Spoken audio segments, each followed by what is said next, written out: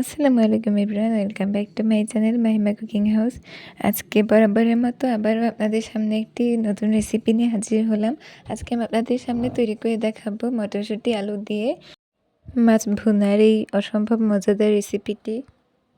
এই মটরশুঁটি আলুর কম্বিনেশনে মাছের এই রেসিপিটা কিন্তু আমার কাছে অনেক দারুণ লেগেছিল। সো আজকে আমি এটা আপনাদের সঙ্গে ভাবলাম শেয়ার করি, তাই এটা আজকে আপনাদের সঙ্গে শেয়ার করে দেখাবো। কিন্তু তার আগে আপনারা যারা এখন পর্যন্ত আমার চ্যানেলটি সাবস্ক্রাইব করেনি তারা অবশ্যই চ্যানেলটি সাবস্ক্রাইব করে পাশেই থাকবেন এবং লাইক কমেন্ট শেয়ার করবেন। আর আরেকটা অনুরোধ রইল, না টেনে শেষ পর্যন্ত ফুল ভিডিওটি দেখা অনুরোধ থাকলো। সো চলুন আর কথা না বাড়িয়ে এই চমৎকার কীভাবে তৈরি করতে হয় সেটা ইনগ্রিডিয়েন্টসগুলো দেখে আসি। সো ফার্স্টে আমি এখানে মাছ নিয়ে নিয়েছি। এটা হচ্ছে গিয়ে ইলিশ মাছের পরে যে একটা মাছ হয়, নাম হচ্ছে কি মায়া ইলিশ বা যে কোনো একটা নামে আপনারা চেনেন হয়তো এটাকে, সেই মাছটা আমি এখানে নিয়ে নিয়েছি। আর আপনারা যারা আমার ভিউসরা আছেন তারা হয়তো খেয়াল করে দেখবেন আমি বেশিরভাগ কিন্তু আমার রেসিপিতেই এই কাঁচা মরিচটা কিন্তু অ্যাড করি, মরিচের গুঁড়োটা একটু কম অ্যাড করি। এর ভেতরে হলুদ গুঁড়ো, মরিচের গুঁড়ো এবং লবণ স্বাদমতো দিয়ে ভালো করে মেখে তেলে এই মাছটাকে ভেজে নিতে হবে।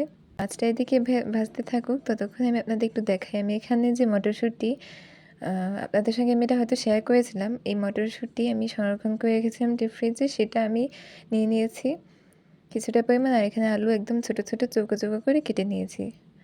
আর এদিকে কিন্তু আমার মাছটা ভেজে নেওয়া হয়ে গিয়েছে। এখন মাছটা আমি উঠিয়ে নিয়েছি। এবার একটা প্যানে তেল দিয়ে দিয়েছি, মাছের যে তেলটা ওটাও কিন্তু আমি এখানে দিয়ে দিয়েছি। এবারে এতে পেঁয়াজ কুচি এবং কাঁচামরিচ ফালি দিয়ে দিয়েছি এবং ভালোভাবে একটু পানি দিয়ে পেঁয়াজটাকে একটু ভেজে নিয়েছি।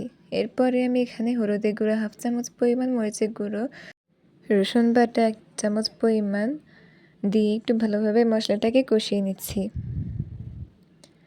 এরপরে এখানে ফ্রিজ আপ করা টমেটো ফালি করে কেটে দিয়ে দিয়েছি। টমেটোটা দেওয়ার কারণে প্রত্যেকটা রেসিপি কিন্তু খেতে একটা আলাদা টেস্ট আসে। সো আমি সবসময় এই টমেটোটা দেওয়ার চেষ্টা করি। এই জন্য আমি টমেটো ফ্রিজ আপ করতে হয় কীভাবে সেগুলো সব ধরনের সংরক্ষণের রেসিপি আমি আমার চ্যানেলে দিয়েছি, আপনারা চাইলে দেখে আসতে পারেন। এবার ভালোভাবে মশলাটাকে আমি কষিয়ে নিয়েছি। এরপরে আমি এখানে কিউব করে কেটে রাখা যে আলুটা সেটা দিয়ে দিয়েছি। এই রেসিপিটা কিন্তু চাইলে আপনারা বিভিন্ন ধরনের যে কোনো ধরনের মাছ দিয়ে করতে পারেন। আমি আজকে এই মাছটা দিয়ে তৈরি করে দেখাচ্ছি। আর যেই ফ্রিজ আপ করা যেই মটরশুঁটিটা আমি বের করে রেখেছিলাম সেই মটরশুঁটিটাও দিয়ে দিয়েছি। এরপর এখানে ফ্রিজ আপ করা যে পেঁয়াজের কলি আছে এটাও কিন্তু আমি আপনাদের সাথে শেয়ার করেছিলাম, এটা একটু ধুয়ে দিয়ে দিয়েছি। ফ্রিজ থেকে বের করার পর কিন্তু কিছুক্ষণ রেখে এটাকে ধুয়ে দিলে আরও ভালো হয়। এরপরে ভালোভাবে এই সবজিগুলোকে মশলার সাথে কষিয়ে নিতে হবে। কিছুক্ষণ কষিয়ে নেওয়ার পরে আমি এখানে পরিমাণ মতো পানি দিয়ে দিয়েছি।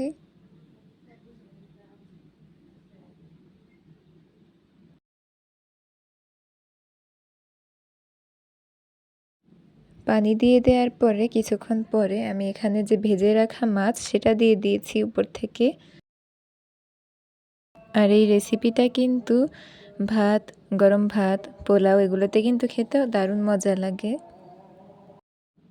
মাছটা দিয়ে দেওয়ার পরে আমি এটা ঢাকনা দিয়ে ঢেকে রান্না হতে দিয়েছি।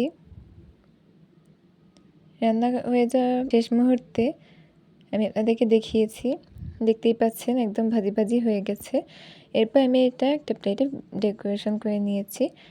সো আজকে এই দেখুন কত সুন্দর হয়েছে রেসিপিটা। কেমন লাগলো কিন্তু অবশ্যই কমেন্টে জানাতে ভুলবেন না।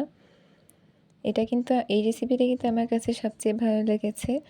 আপনারা চাইলে এই রেসিপিটা একবার বাসায় তৈরি করে, আর কালারটা কিন্তু অনেক সুন্দর হয়েছে, খেতেও কিন্তু অসম্ভব মজাদার হয়েছে।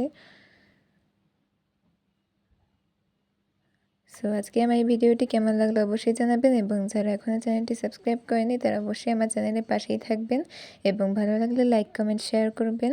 সবাইকে অসংখ্য ধন্যবাদ। আজকের মতো বিদায় জানিয়ে সবাইকে বিদায় দিচ্ছি। সবাই ভালো থাকবেন, সুস্থ থাকবেন। আল্লাহ হাফেজ।